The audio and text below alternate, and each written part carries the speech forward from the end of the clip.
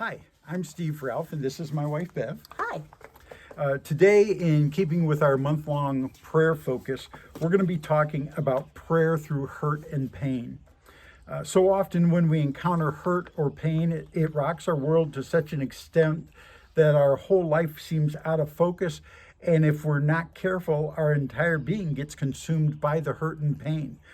We can easily become paralyzed and unable to move beyond where the hurt and pain has taken us. Today, we want to share the hope and the promise that will always see us through those dark times. One of the most popular passages of Scripture is the 23rd Psalm, and we'd like to share what that's taught us about dealing with hurt and pain. Bev, would you read that for us? Sure. The Lord is my shepherd, I shall not be in want. He makes me lie down in green pastures. He leads me beside quiet waters. He restores my soul. He guides me in paths of righteousness for his name's sake. Even though I walk through the valley of the shadow of death, I will fear no evil, for you are with me. Your rod and your staff, they comfort me. You prepare a table before me in the presence of my enemies. You anoint my head with oil. My cup overflows. Surely goodness and love will follow me all the days of my life. I will dwell in the house of the Lord forever. Thank you. So as we look at this passage, the first line, the Lord is our shepherd.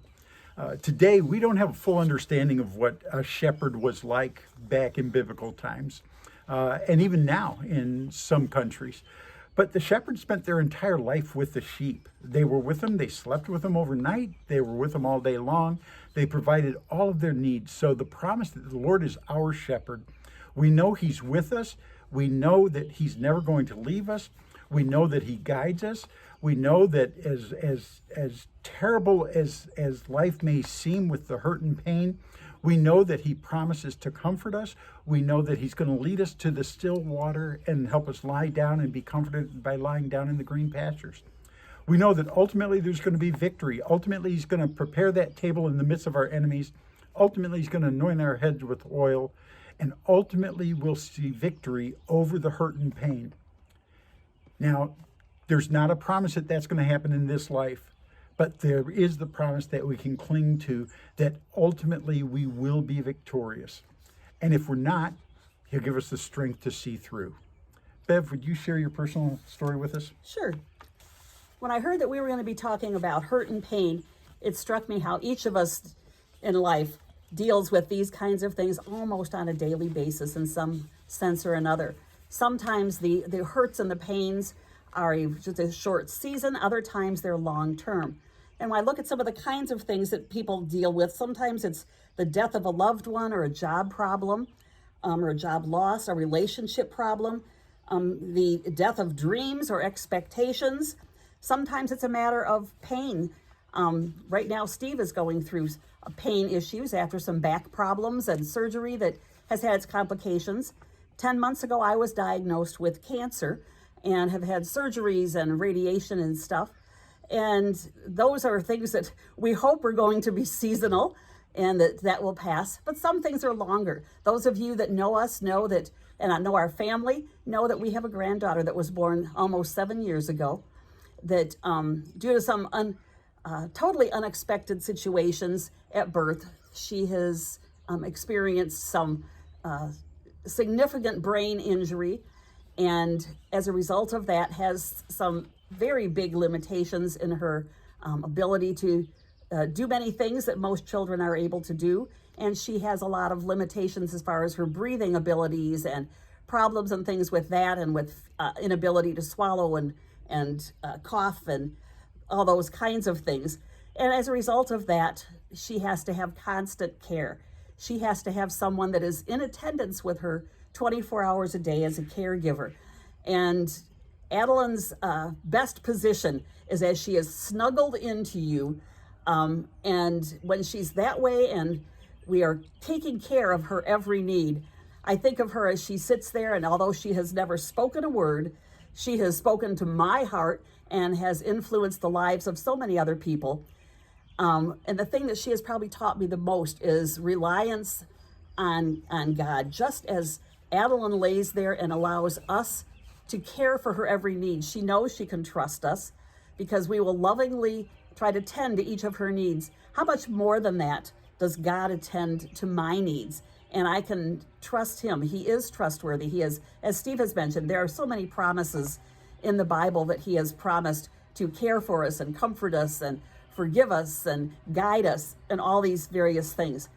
There's a song that I've sing to Adeline almost every time we are together, and it's called Every Promise in the Book is Mine. It's an old chorus, and it's not only a reminder to me of God's promises, but I believe I sing it as a prayer. Prayer to me is not something that is just to sit down and do quickly during my devotional time or a quick prayer before a meal or night.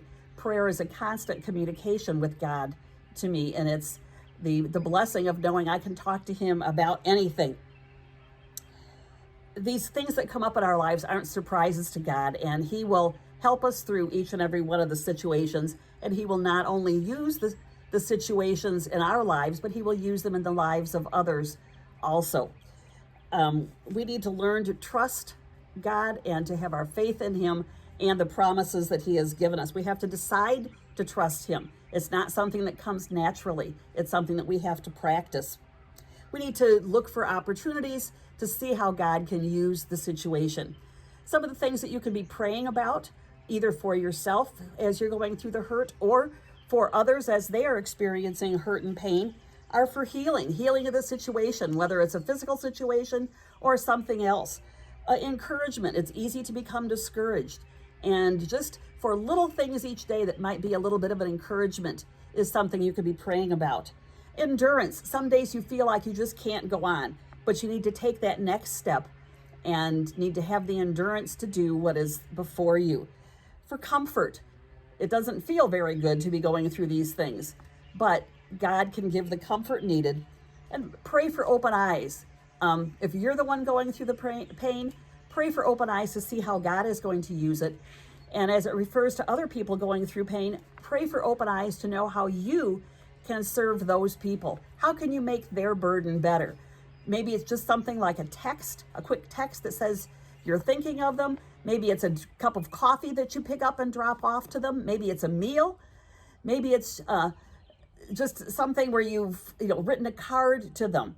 Any of these things can be such an encouragement, and they help all of us through the time of hurt. There's a verse in the Bible that says to consider it all joy, or count it all joy when we are going through tribulations. And certainly hurt and pain are part of those tribulations sometimes. But in the midst of the difficulties that we go through, we can know that if we will persevere and if we will allow God to use us, we can be on the front row seat to see how God can use these things. And that is more exciting than any pain could ever be. It's my story. Thanks, Bev. President John F. Kennedy kept a little desk plaque on his desk that read, "Oh God, thy sea is so great and my boat is so small." And it said that he looked at that plaque daily to keep him humble as he was serving our country. The phrase actually comes from a poem written by Winfred Ernest Garrison. And in closing, I'd like to read that poem to you as we sail these uncharted waters and scary waters of COVID-19 pandemic, separation, social distancing, and all that goes with that. Thy sea, O God, so great, my boat so small. It cannot be that any happy fate will me befall, save as thy goodness opens paths for me through the consuming vastness of the sea. Thy winds, O God, so strong, so slight my sail. How could I curb and bit them on the long and sultry trail, unless thy love were mightier than the wrath of all the tempests that beset my path? Thy world, O God, so fierce, and I so frail. Yet though its arrows threaten oft to pierce my fragile mail, cities of refuge rise where dangers cease. Sweet silences abound, and all is peace. We wish you health, safety, and above all, God's peace as you're dealing with this time.